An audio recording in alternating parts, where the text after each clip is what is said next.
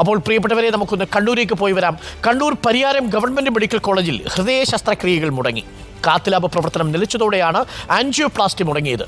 ശസ്ത്രക്രിയ തിയേറ്ററുകൾ അടച്ചിട്ടിരിക്കുന്നതിനാൽ 6 മാസമായി ബൈപ്പാസ് സർജറിയും മുടങ്ങിക്കിടക്കുന്നു. അർജുൻ കല്യാട് നമുക്കൊപ്പം ചേരുന്നുണ്ട് കൂടുതൽ വിവരങ്ങളുമായി.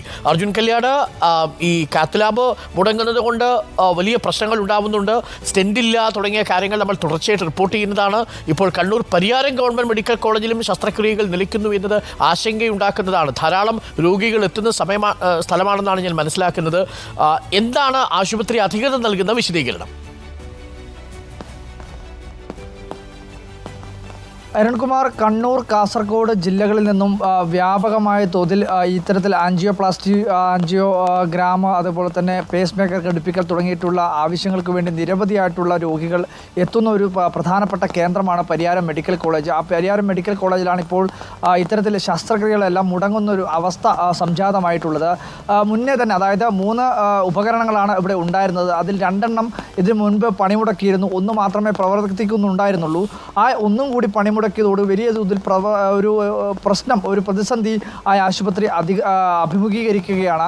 ഇതുമായി ബന്ധപ്പെട്ടുകൊണ്ട് ആശുപത്രി അധികൃതർ നൽകുന്ന ഒരു വിശദീകരണമെന്ന് പറഞ്ഞാൽ, വിദേശത്തു നിന്നും എത്തിക്കേണ്ടുന്ന ഒരു സാമഗ്രികളാണ്. അത് അടിയന്തരമായി എത്തിക്കാനുള്ള നടപടികളെല്ലാം ആരംഭിച്ചിട്ടുണ്ട്. പ്രധാനമായും ഈ ഫ്ലൂറസെൻ്റ് തീർന്നതാണ്, അല്ലെങ്കിൽ അതിൻ്റെ പ്രവർത്തനം നിലച്ചതാണ് ഇത്തരത്തിലുള്ള ഈ ഒരു പൊടുന്നനെയുള്ള ഈ ശസ്ത്രക്രിയ മുടങ്ങാനുള്ള കാരണമെന്നുള്ളതാണ്.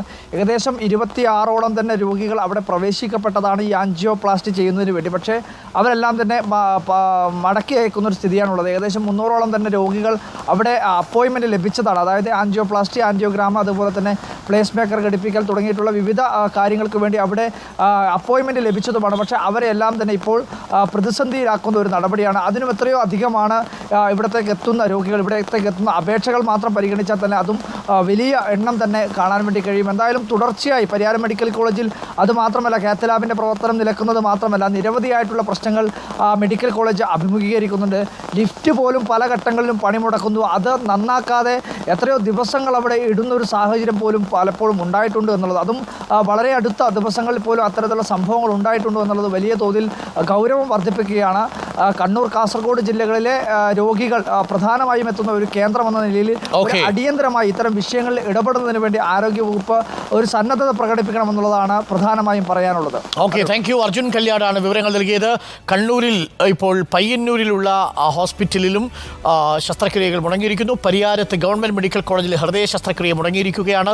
കാത്ത് ലാബിന്റെ പ്രവർത്തനം നിലച്ചതോടെയാണ് ആൻജിയോപ്ലാസ്റ്റി അടക്കമുള്ള സർജറികൾ മുടങ്ങിയത്. ശസ്ത്രക്രിയ തിയേറ്ററുകൾ അടച്ചിട്ടിരിക്കുന്നതിനാൽ 6 മാസമായി ബൈപ്പാസ് സർജറിയും മുടങ്ങിക്കിടക്കുകയാണ്. കേരളത്തിൽ പല മെഡിക്കൽ കോളേജുകളുടെയും അവസ്ഥ ഇതാണ് എന്നുള്ളത് ഏറെ ബുദ്ധിമുട്ടുണ്ടാക്കുന്നതാണ്. ഹൃദ്രോഗം പോലെയുള്ള അസുഖങ്ങൾ വരുമ്പോൾ അതിൽ കാത്തിരിക്കാൻ സാധിക്കില്ല. നമുക്ക് സ്റ്റെൻറ്റുകളടക്കം പല ഹോസ്പിറ്റലുകളിലും കിട്ടാത്ത സാഹചര്യമുണ്ട്, കുടിശ്ശികയുണ്ട് എന്നതാണ് PR പ്രവീണ അടക്കം റിപ്പോർട്ട് ചെയ്തിരുന്നത്. ഇപ്പോൾ പരിയാരം ഗവൺമെന്റ് മെഡിക്കൽ കോളേജിൽ നിന്നുള്ള വിവരമാണ് പ്രേക്ഷകർ കേട്ടത്.